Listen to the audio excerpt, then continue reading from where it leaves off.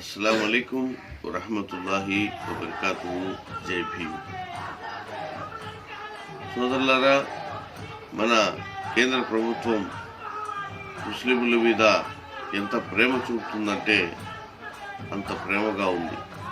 NRC, CAA, NPR లాంటి నల్ల చట్టాలు తీసుకొచ్చి ముస్లిం సమాజాన్ని రోడ్ల మీద నిలబెట్టి మరి ఆ రోజు అంతగా మనందరినీ కూడా బాధ పెట్టింది. అదేవిధంగా మరి ఈరోజు దానికన్నా ఘోరాతి ఘోరమైనటువంటి ఒక నల్ల చట్టాన్ని తీసుకొచ్చింది. అది వక్ఫ్ బోర్డ్ సవరణ బిల్లు. ఈ వక్ఫ్ బోర్డ్ సవరణ బిల్లుతో మనకు ముస్లిం సమాజానికి లాభమా నష్టమా అనే దాని గురించి వక్తలు ఎంతోమంది ఎన్నో పార్టీలకు సంఘాలకు సంబంధించినటువంటి ప్రతి ఒక్కరు కూడా దీని గురించి క్లుప్తంగా చెప్పడం జరిగింది.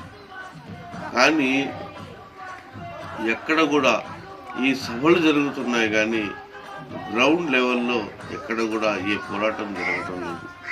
వక్ఫ్ బోర్డ్ సవరణ బిల్లు మనకు ఎంత ముప్పు అంటే, రేపు మీరు మీ మసీదులో నమాజ్ చదువుకోవాలన్నా కూడా వాళ్ళు ఇచ్చే టైమింగ్నే మీరు ఫాలో అవ్వాల్సి ఉంటుంది. తర్వాత మీ పిల్లల్ని మీరు ఏదైనా స్కూల్లో చేర్చాలంటే వాళ్ళ అనుమతి లేనిది మీరు ఏ స్కూల్లో కూడా మీ పిల్లల్ని చేర్చుకోలేరు. ఇలాంటి చాలా ఘోరాతి ఘోరమైనటువంటి పరిస్థితులు మన భవితర తరాలు, మన వచ్చేటటువంటి వారసులంతా కూడా ఎదుర్కోవాల్సినటువంటి పరిస్థితులు ఈ వక్ఫ్ బోర్డ్ సవరణ చట్టం. దీన్ని పూర్తిగా నిర్మూలించేసి ఈ సవరణ పేరుతో దీన్ని ఆమోదింపజేసి దాని తర్వాత దీన్ని పూర్తిగా నిర్వీర్యం చేసి మొత్తం వాళ్ళు వక్ఫ్ బోర్డు ఎక్కడైతే మన ఈ ప్రాపర్టీస్ 9,40,000 ఎకరాలు ఈ దేశంలో ఉంటే వాటిలన్నిటిని కూడా స్వాధీనపరుచుకొని ముస్లింలను ఈ దేశం నుంచి వెళ్ళగొట్టాలి అనేటటువంటి ఒక కార్యాచరణ జరుగుతూ ఉంది. ఇది కేంద్ర ప్రభుత్వం కుట్ర, ఇది కూటమి కుట్ర.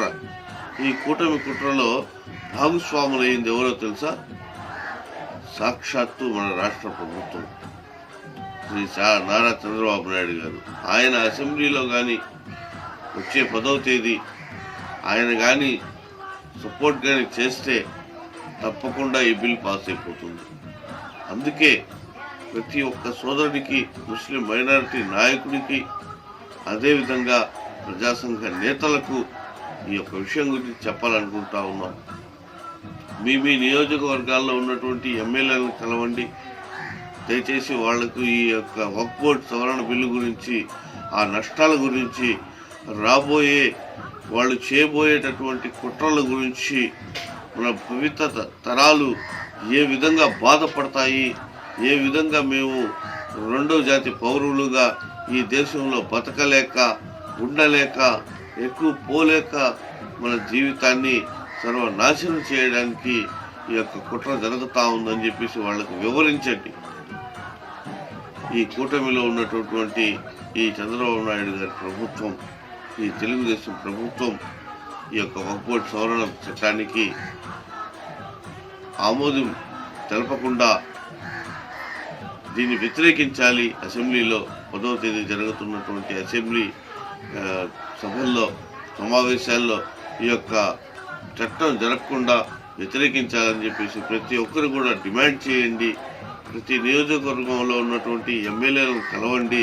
అదేవిధంగా ఏదో పోస్ట్ కార్డు లేకపోతే ఇంకా మెయిల్ ద్వారానో మరోసారి ఈ రాష్ట్ర ప్రభుత్వానికి తెలిసే విధంగా ఈ వక్ఫ్ బోర్డు ఈ 14 అంశాలు ఏదైతే ఉన్నాయో వక్ఫ్ బోర్డులో ఇచ్చినటువంటి ఆ సవరణ చేయాలని చెప్పి చూస్తున్నటువంటి ఈ యొక్క ఈ 14 అంశాల గురించి వాళ్ళకి వివరణ ఇవ్వండి. అదేవిధంగా ఈ యొక్క వక్ఫ్ బోర్డు సవరణ చట్టం రాజ్యాంగ విబద్ధం. ఇది రాజ్యాంగబద్ధం కాదండి. ఇది రాజ్యాంగబద్ధంగా అయితే ఎవరు కూడా ఈ యొక్క కేంద్ర ప్రభుత్వంలో ఉన్నటువంటి బీజేపీ ప్రభుత్వం రాజ్యాంగబద్ధంగా ఇప్పటి వరకు ఏది చేయలేదు. ఇవన్నీ చేస్తున్నది కేవలం రాజ్యాంగ విబద్ధంగా చేస్తూ ఉన్నారు. అదేవిధంగా ముస్లింల మీద దాడులు జరుగుతూ ఉన్నాయి. వీటి గురించి పట్టించుకోరు. దేశంలో ఎన్నో సమస్యలు, నిరుద్యోగం, పేదరికం, కరెంటు ఛార్జీల పెంపు, పెట్రోల్ డీజిల్ ధరలు, పక్క రైతుల గిట్టుబాటు ధరలు లేక వాళ్ళు అలసిపోతున్నారు. ఇవన్నీ దేశంలో ఉన్నటువంటి ఎన్నో సమస్యలు మన ముందుంటే వాటిని పక్కదో పట్టించడానికి కేవలం ముస్లిం సమాజం మీద ఈ ఎన్ఆర్సీలని, సిఏలని, యూసీసీలని, తర్వాత వచ్చేసి 370 ఆర్టికల్స్ అని, తర్వాత వచ్చేసి లవ్ జిహాద్ అని, తర్వాత వచ్చేసి నిఖాబ్ అని, హలాల్ అని, ఇటువంటి నల్ల చట్టాలన్నీ తీసుకొచ్చి కేవలం ముస్లిం సమాజాన్ని టార్గెట్ చేసి ఏం సాధించాలనుకుంటున్నారు? ముస్లింల మీద మీకు ఎందుకు ఇంత కుట్ర? ఈ యొక్క కేంద్ర ప్రభుత్వంలో ఉన్నటువంటి ఈ బీజేపీ ప్రభుత్వానికి ఎందుకు ఇంత కుట్ర చేస్తున్నారో అర్థం కావట్లేదు. మొన్న సినిమాల్లో అనుమతిస్తూ ఉన్నారు. ఆ చావా సచ్చావా సినిమా ఒకటి వచ్చింది. ఆ సచ్చావా సినిమాలో అంతా అభూత కల్పాలే, మొత్తం కల్పితం. వాడు చేసినటువంటి లుచ్చా పనులను వాడిని చంపారు. అది అసలు చరిత్ర తెలిసినటువంటి ఎవ్వడు కూడా ఆ సినిమాని ప్రోత్సహించడు. చరిత్ర హీనులు వీళ్ళంతా కూడా. చరిత్ర తెలుసుకోకుండా శివాజీని ఎవరు చంపారు, చంపడానికి ఎవరు ఉద్దేశించారు, ఈ షంబాజీని ఎవరు చంపారు, ఇదంతా కూడా ఒక చరిత్ర ఉందండి. ఈ చరిత్రలో తెలుసుకోవాలి. తెలుసుకోకుండా సినిమాలు తీయడం, తర్వాత వచ్చేసి హురైన్ అని చెప్పి సినిమాలు తీయడం, ముస్లిం సమాజం మీద సినిమాలు తీయడం, మసీదు మందిరం అని చెప్పేసి కుల విద్వేషాలు రెచ్చగొట్టి, మత విద్వేషాలు రెచ్చగొట్టి, ఎక్కడ పడితే అక్కడ బీఫ్ అని చెప్పేసి గోమాంసం ఎగుమతులని, మటన్ అమ్ముకుంటా ఉన్న, చికెన్ అమ్ముకుంటా ఉన్న వాళ్ళ షాపుల మీద పడి ధ్వంసం చేసి, ఇలాంటి అన్నీ జరుగుతూ ఉన్నాయి. ఇప్పటికైనా ముస్లిం సమాజం మేలుకోకపోతే చాలా నష్టం మనం ఎదుర్కోవాల్సి ఉంటుంది. ఎవరైనా కూడా మొన్నటికి మొన్న ఎన్ఆర్సీ సిఏఏ సమయంలో ఏ విధంగా అయితే మనం పోరాటాలు చేశామో అదే విధంగా మళ్ళీ ఈ యొక్క వక్ఫ్ బోర్డు సవరణ చట్టం కోసం పోరాటం చేయాల్సిందే. ఎందుకంటే ఇది సామాన్యమైనటువంటి చట్టం కాదండి. మీ జేబులో ఉన్నటువంటి ఒక్క రూపాయి కూడా మీకు మీరు నిలబడకుండా మొత్తం స్వాధీనం చేసుకునేటటువంటి చట్టాలు ఇవి. ఒక్కసారి ఆలోచించండి. ఆలోచించి మీ యొక్క సమయాన్ని కేటాయించి మీ యొక్క నియోజకవర్గాల్లో ఉన్నటువంటి ఎమ్మెల్యేలను కలిసి ఈ యొక్క వక్ఫ్ బోర్డు సవరణ చట్టం గురించి వాళ్ళందరికీ తెలిసే విధంగా చేయాలని చెప్పేసి మైనారిటీ రైట్స్ ఫోరం కోస్తాంధ్ర ప్రెసిడెంట్గా మీ అందరినీ కోరుకుంటూ ఉన్నాం. అస్సలాము అలైకుం వరహమతుల్లాహి వబరకాతుహు. జై భీమ్.